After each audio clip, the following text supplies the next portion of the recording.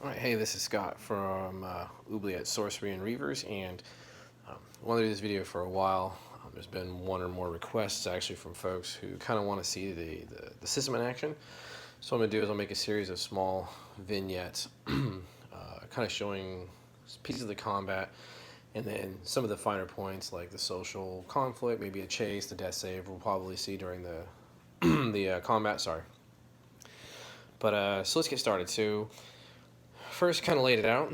This is going to look very familiar for those who played the beginner's box for 5th edition, but it's a really good encounter, and it really, well, it helps for it's a small encounter. It's kind of well done if played correctly, and then there's also the ability to show off, like, yeah, you can use any, you know, D&D edition version of an adventure to sort of convert over on the fly. It's actually pretty easy. None of this is pre-planned. I'm just sort of going with what I know will work.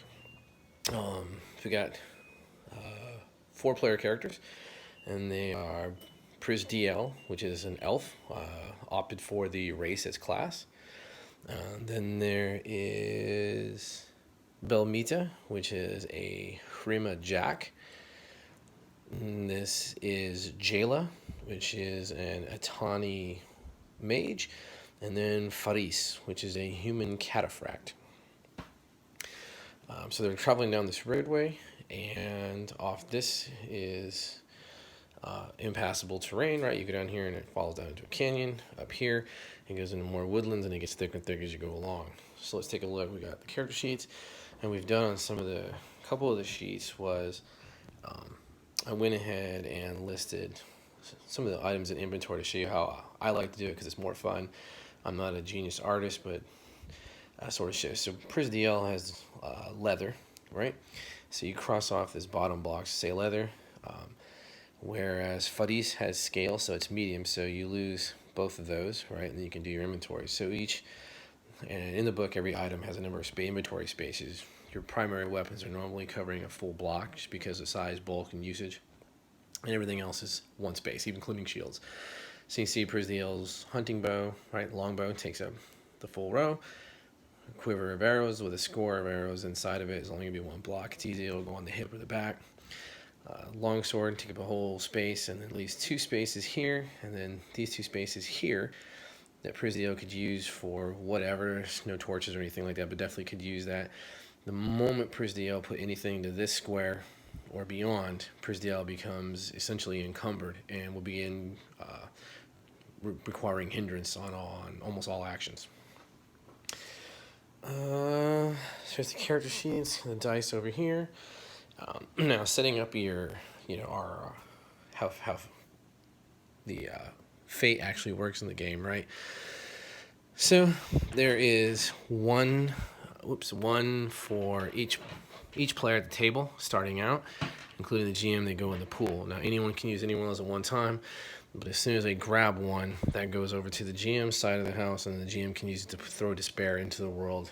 Essentially doing the same thing that the players are going to do to you, force you to roll something. Its use is completely up to you. You can also use it for narrative moments, and we'll see if that can present itself. Over here, I've got some tokens set aside. I know they're going to be on the board. The players obviously know they're going to be on the board. So I made a little initiative tracker to see how the initiative works. And I want to say that is it. So the initial setup is they're traveling on the road, right? They've been hired. They're in a little wagon. Jayla's driving. Balmita is in the center, relaxing, and Pris DL is sort of meditating in the state of affairs. And Faris is just right there, but considering mounted and ready to roll at a moment's notice. Up ahead, they see a couple of horses lying in the road. Extremely unusual situation. So at that moment, I would ask everyone at the table to go ahead and do a wisdom test. And so we can knock out, I should have got another 20-sider. So you gotta look at the characters. So Pris DL has expertise with wisdom. Faris does not. Balmita does not. And neither does Jayla. So, let's see, we'll do Pris DL first. Pris DL has expertise, sorry. So, I'm going to add the D4 for the expertise and the +2 for wisdom. Looking for a 13 or better, right? So, just shy. And then I'll roll for the other 3. None of them have expertise, and only Jayla has a bonus. So it says Jayla. So Jayla successfully made a wisdom test. So Jayla is suspicious of the situation and is sort of ready to roll should something crop up. Of course, something's going to crop up because this is just how it needs to be. So you got it set. So essentially, the players would decide amongst themselves what to do. Yeah, Prisdiel has some stealth. Prisdiel could split the veil and get over to the horses, but that leaves Prisdiel in an awkward situation. A lot of ways to handle this.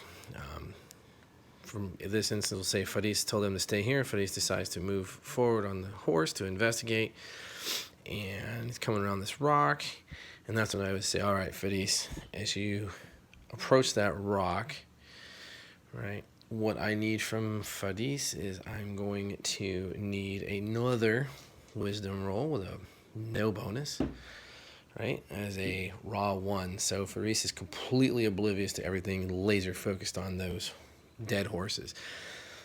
And that is when we'll say the Tragul scout makes his appearance known and is going to open fire. So what we could do is, there's a few ways of handling this.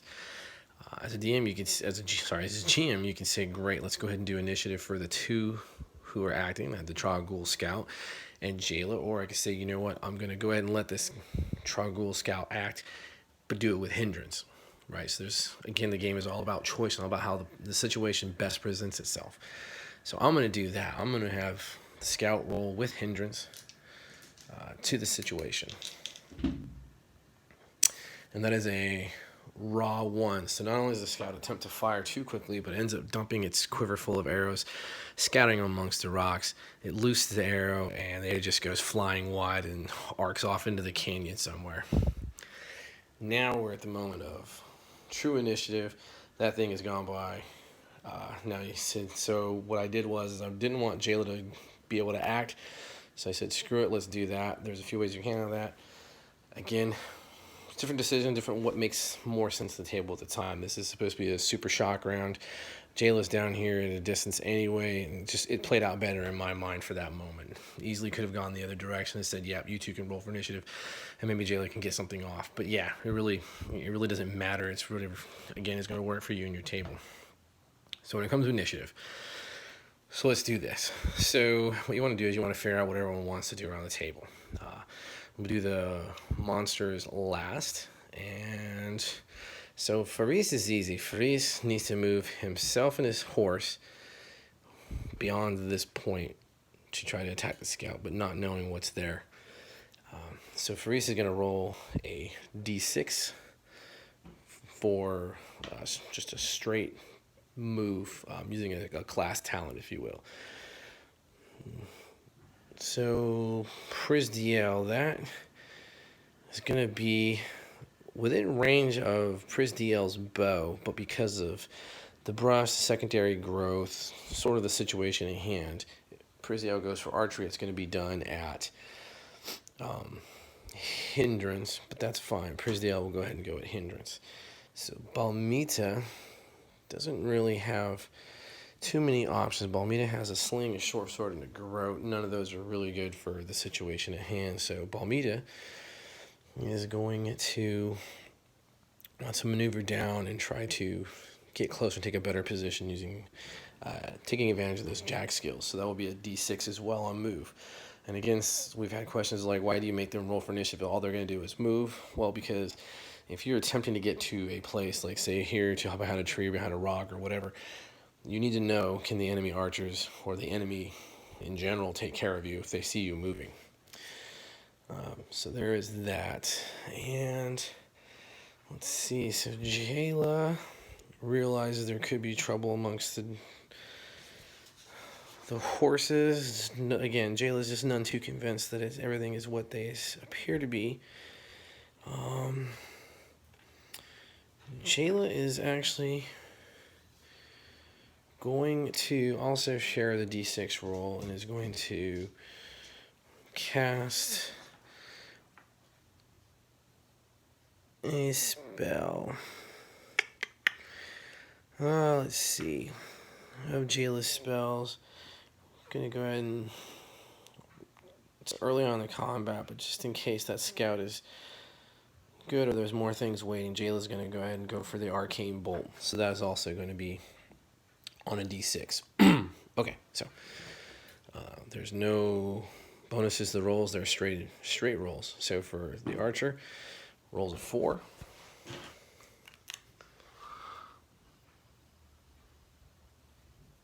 Oh, sorry, and the bad guys. That is going, the Tragul Scout is also going to fire. So rolls a 2.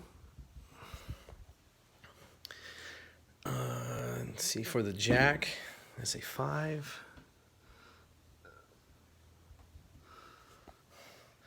For the Mage, that is a 4. Okay. And for the Cataphract, that is a 6.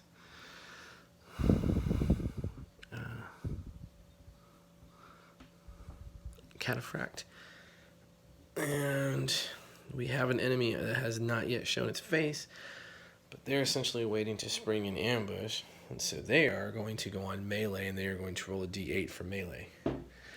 And they roll an 8, which is actually not too bad. Okay, so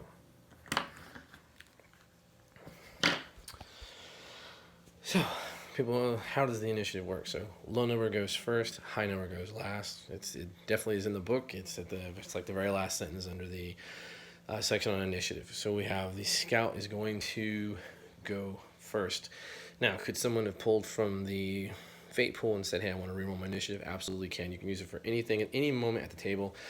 You can use it for heist retcon type things. You can force a reroll on the GM. You can reroll for you. You can aid one of the players. It really just depends on what you use. You really shouldn't care as a GM what they use it for, because you're going to obtain that and be able to use despair. All right, so that's their favor. Okay, so let's do the Scout. The Scout is got a +2 to Wisdom. So the Scout again is going to open fire on the Cataphract. That is the most dangerous target the Scout can see right now. It is a 15, 16, 17. And now Fadis's character would have to roll for defense. And again, these be done at the same time, right? It is... People think the opposed defenses are slow. It's really not, because you're not adding die rolls. You're simply rolling at the same time. You're giving players a chance to maintain some stability in combat with a swingy system, and it generally just turns out to be a lot more fun, because even if you roll a lower number and you think, well, damn, I screwed that up, your enemy tends to roll a lower number, and then bam, you actually succeed, and it can be really fun to snatch jaws from the victory of defeat, if you will. So Faris is wearing scale mail and has expertise. So Faris is going to add in the d4 for expertise, and he's going to add +1 in to the roll for the dexterity. Looking to beat a 17. And that is a raw 1 with a 4. So yes, it does not happen. And the damage, let's see, for the Scout, the monster threat for a Scout is, from the book, if you recall, it's a d6. So yes, you could say it's 3 damage if you want to take the median possibility. You could say it's 6 damage if you want to go that route and make everything max damage. For the creatures, I'm going to go ahead and roll this. Just, it is what it is. Faris has 7 hit points. So I rolled a 2. Faris has a 3 damage reduction. So, well, that arrow flies true. It just shatters against his scale mail. Alright, so that's the Scout. Now, we have a tie here with the Elf and the Mage. So the Mage is casting a spell, which is on a d6. The Elf is using a bow, which is on a d4. So the Elf will go first. In the case of player versus villain, I default to players going first. Unless it's obvious the villains would go first. Like in the case of, like maybe if there's an archer, I would say, okay, no, the archer's going to loose that arrow first. But really, it's a contextual situation. So, Prisdiel is rolling at hindrance. So lowest of the 2. Prisdiel has, expertise with the bow, right? And Prisdiel has a +2 to wisdom. So, here we go. That is a 17 and a 10, so 10, 4, 14, 15, 16. And the Scout does not, the Scout has a +1 to dexterity for this instance. So the Scout does not have expertise, so it's whatever gear it's carrying. It's just going to roll raw d20 +1, looking to be a 16, 17. And that is a 10, 11. So it does not happen. So Prisdiel fires away, and we see the damage die for a bow for an elf, races class. They do d6. So Prisdiel rolls a 1. Again, flies through, kind of skirts along through that secondary growth, loses some of its momentum, definitely wounds the Scout. Now, the Scout is a d6 creature, so you can say, for instance, of these, I usually go just partway through the hit points, so this guy will have 3 hit points. So definitely took a scratch, but it's the arrow, like I said there, it's not necessarily the hit point loss isn't just scratches and scrapes and cuts and bruises and gutting and whatnot. So as this arrow comes through, like, it got really close to its face, and it realizes, oh damn, there's something else that is more than capable of reaching me even from my hiding spot. So it takes the 1 hit point, but it can represent that, just being kind of shook in combat a little bit. The elf goes, now the mage. So Jayla knows the creature is there. It's made its appearance. So Jayla is going to go ahead, and before I said I was going to do Arcane Bolt, you really don't have to say what you're going to cast. You can just say, yeah, I'm going to go ahead and cast. Now, if Jayla had decided to say, no, you know what, I'm not going to cast a spell. What I am going to do is I want to instead move into a different area. And Jayla would go down to a 6. It goes to the maximum, just representing undoing the spell casting, letting go of all the energy, getting off the wagon, and starting to move over here. In this instance, I'm going to go ahead and cast a spell. So you get to see the spell casting in action. So Jayla is casting a Fell Weave spell. D20. Jayla has expertise, yes, because Jayla's a mage. Jayla adds charisma, which is +2. Okay, so the target number, right, for a Fell Weave spell is a 10 plus the order of the spell. So in this case, the first order, so it's an 11. Fell Weave spells are easier to cast. Dark magic is always easier to obtain and to utilize than positive magic or even neutral magic. It's by design and intent and purpose. All right, so is a D20 plus the D4 +2, and looking for an 11 or better. So 9, 10, 11, 12, 13. Spell goes off successfully. We'll get in a couple of ways. So Jayla successfully cast it, but because it's a Fell Weave, Jayla will lose 1 hit point immediately +1 per order because it's Fell Weave, and that's on a success. So Jayla is down to 2 hit points. Ignore the scratchy marks. They've run through these scenarios before with these characters. Now, so Jayla is weakened by that spell. Now you look at the Arcane Bolt. It's far range, no big deal. Instantaneous, 1 creature or object. So yes, you can use the Arcane Strike to actually affect an object if you want to. You want to do damage that way or destroy something, vials, whatever. So it's a mode of energy, and she can do a number of targets equal to 1 plus 1 per wisdom. And Jayla has a 1 wisdom, so Jayla can actually do 2 arcane strikes on the same creature, and they deal D4 plus charisma in damage, and ignores damage resistance, or damage reduction, sorry. And the form is up to the caster. So in this case, Jayla's an Atani, so born true to the Atani path of magic and esoteric knowledge. So when Jayla casts her arcane strike, it is as the earth erupts underneath the target into spiky, like a minefield of just spiked brambles jutting up from the earth, trying to tear through the target and return it to the stone from whence the lesser races come. So her first arcane strike is a D4 plus charisma, so it's a D4 plus 2. So that's a 3, 4, 5, 6, 7, 8, 9. So this thing, she just see this Tragul scout lifted 3 or 4 feet off of the ground, arms broken, limbs just canted at odd, unnatural angles as the earthman spikes erupt through its thighs, through its gut, up through its neck. It's been impaled, and it is done. So now Mage is done. The Jack is going to go ahead and to get up here and wants to just do this kind of a move thing. Going to do it, but let's see. But also intends to go in. So stealth is one of the specialist talents. So it's a D20 plus the D6. The expertise goes up for stealth. And then stealth is a dexterity, so it adds plus 3. That is in the crease. So total roll is a 5, a 9, 10, 11, 12. Wah, wah, wah. So the player is tracking, but Balmita is not tracking that. She may not be as well hidden as she thought. So she can do a pretty good clip of a move here. And kind of snuggle up in that tree line. So the Cataphract is up next. So Faris needs to get over that. Faris is actually going to use his horsemanship. He's going to use the jumping ability. So again, he rolls a D20. It's an intelligence test. He has expertise in intelligence. It's part of the Cataphract, so he rolls that.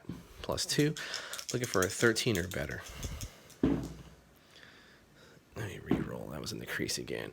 14, 15, 16, 17. So perfect. So Faris kind of gets the horse reared and does the jump.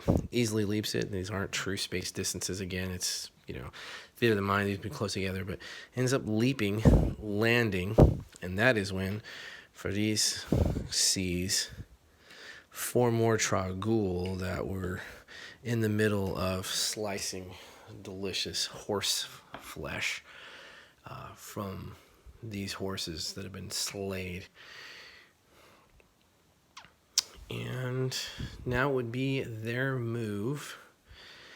So they are going to engage Faris like so.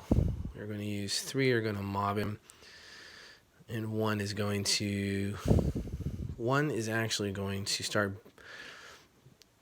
beat feet up and through and moving off the trail. So the 3 on Faris. So they're a mob. They go from a D4 to a D6, right? D20. They have no expertise. Or you can actually say you could give them expertise if there's enough of them, or if you feel that they're a fighting unit, they're tight-knit, whatever, they're clan, they're desperate. It can be done. In this case, we're going to do the D20 raw. It's plus 1 for each one, so that's plus 3. And on top of that, they would get the generic Trog bonus on top of all of that, plus 3 and extra plus 2 because they are actually very quick little creatures. So it's a plus 5 to the roll total. So that is an 18. Again, Faris rolls the D20, adds a dexterity bonus of plus 1, and rolls the expertise die because Faris holds expertise in the scale mail. So 18, So they come at Faris, they start swinging, clawing, clubbing, trying to do their best to take him down and pull him off that horse. And he is just defending himself to no end with his spear whipping about and his shield fending off their blows. And the horse stamping around as it turns to face him towards his enemy. And that would be the end of the round. The next round, you would ask everyone's intentions and then have them roll initiative. And you would count lowest to highest once again. That's how it works. Check back in and we'll do another sequence.